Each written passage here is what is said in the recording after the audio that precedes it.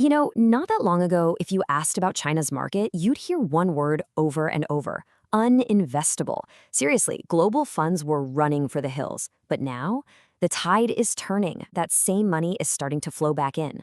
So, how does a market go from being completely untouchable to maybe irresistible?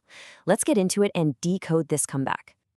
This one phrase right here from a recent market analysis, it just nails it. It perfectly captures this massive U-turn in how everyone's feeling, and that's exactly what we're going to unpack.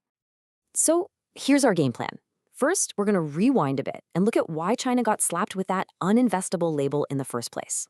Then, we'll dig into the hard data that's sparking all this new optimism. After that, we'll explore the super powerful AI theme that's fueling the rally. And finally, we'll ask the tough questions, we'll weigh the risks, and see if this recovery is actually built to last. All right, part one, the uninvestable tag.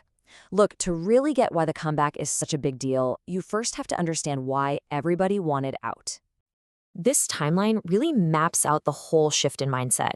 Back in 2021, that uninvestable narrative took hold, and boom, major capital flight. For the next couple of years, it was all about short-term, get-in, get-out kind of trading. But now we're seeing something different.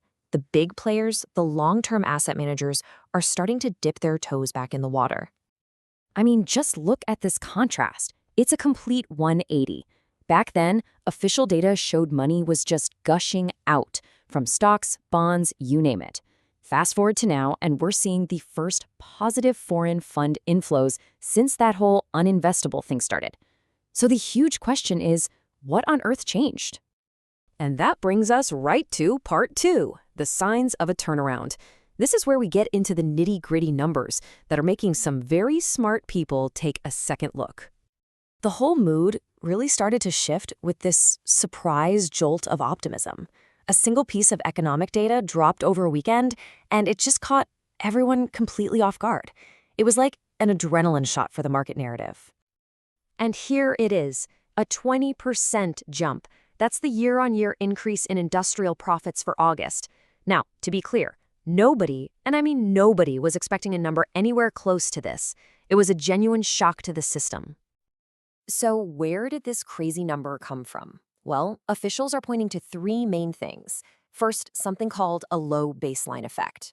Basically, things were so weak last year that it makes this year's numbers look amazing in comparison. Second, there's the feeling that all those macroeconomic policies are finally starting to work.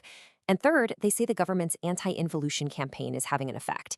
That's a whole policy aimed at stopping what they call wasteful, cutthroat competition inside industries.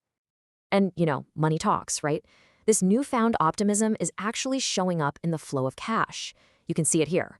Inflows to China-focused funds are picking up, while funds for other emerging markets are actually seeing outflows. Investors are actively moving their chips. Okay, this brings us to our third section, and believe me, this is a massive piece of the puzzle, the AI growth engine. Because this isn't just a generic economic story. There is a very specific, very high-tech theme driving a ton of this excitement. A huge part of this rally is built on the idea that China is a key player in the global AI arms race.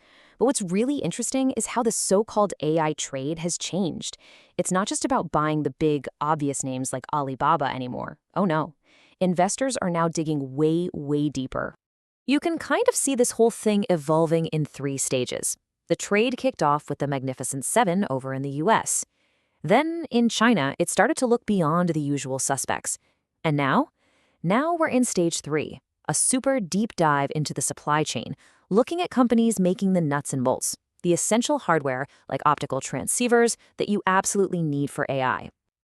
And hey, if you need proof that this AI theme has some serious power, just look at this, the Chinext Index. Think of it as China's version of the NASDAQ, full of tech and growth companies. It just posted an 8-week winning streak. That is its longest run since 2015, and yeah, you guessed it, it's pretty much all being driven by this AI fever.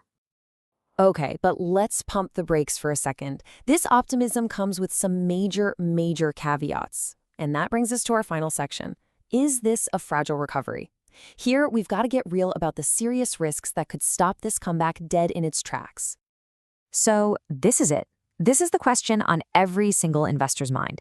After all the hype, all the positive data, is this rally for real? How sustainable is it really? One potential weak spot could be the government's whole approach to stimulus, right? While other places fired a huge bazooka of cash to get things moving, China's policy has been more slow and steady. Now, that caution might be a good thing in the long run, but it also means the recovery might not have that explosive takeoff speed. So, analysts are pointing to three big headwinds. First, these nagging fears of disinflation. That's when prices basically flatline, which can really squeeze company profits. Second, and this is a biggie, the Chinese consumer still isn't really spending like crazy. That strong domestic demand is still missing in action. And third, the elephant in the room, those ongoing geopolitical tensions with the US, which always make long-term investors pretty nervous. So when you put all the pieces together, the good and the bad, the market is just balanced on a knife's edge. It's truly at a critical pivot point where this whole recovery story could either catch fire and take off or just fizzle out. So, what should you be watching to see which way this thing tips? Keep your eyes on three things. First, this week's PMI data. It's a key health check for manufacturing. Second, consumer spending numbers from the huge Golden Week holiday. That's going to be a massive test of domestic demand. And yep, even the US jobs report matters because it affects how investors feel about risk everywhere. Which leaves us with the ultimate cliffhanger for the next few weeks. Is all this incoming data going to prove the optimists right and show that this China comeback is the real deal? Or are we just watching a false dawn before all the old worries creep back in? That is the billion-dollar question everyone is dying to see answered.